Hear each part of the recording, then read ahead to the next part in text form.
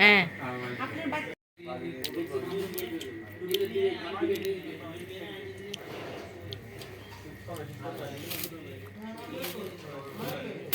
আমরা খেতে এসেছি মাহাপুরিটা খেতে। সেটা বানাইছে।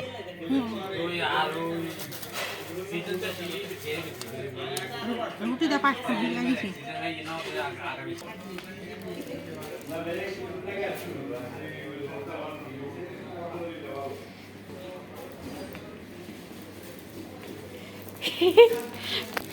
চলো টিয়া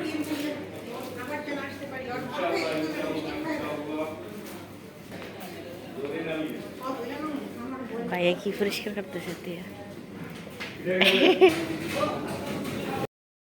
তো আমার আজকের রেসিপি, আমি আজকে মিষ্টি কুমড়া শাক দিয়া ডাল দিয়ে রান্না করব, তারপর শসা দিয়া ডাল দিয়ে রান্না করবো। আজকে সব কিছুই ডাল, এইটা শসা দিয়ে ডাল দিয়ে রান্না করবো। এটা হচ্ছে মিষ্টি কুমড়া শাক।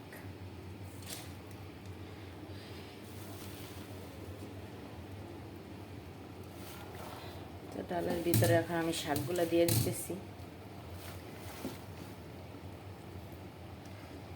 আমি যেহেতু ডায়েট করি তাই শাকের ভিতরে কোনো রকম তেল দেবো না।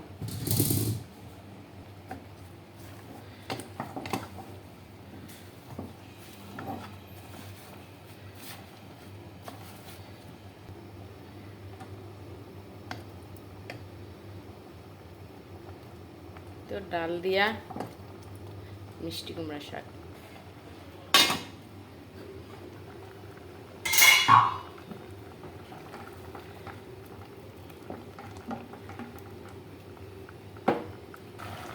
তো আমার ডাল দিয়ে শাক সেদ্ধ হয়ে গেছে। এ খানা কা বাদ কে হতা है मालूम है। তো আমি ডালের ভিতরে শসা করে দিছি, ঢেলে দিছি, ওগুলো হইতে থাক, পরে তেলে দেবো। এই দ্বারা আমার শাক সেদ্ধ হয়ে গেছে ডাল দিয়ে। আমি জাস্ট যেহেতু ডায়েট করি তাই এগুলো আমি খাবো, ভাত খাবো না, শুধু এগুলোই। যে অনেকগুলো দইনা পাতা দিয়ে দিতেছি।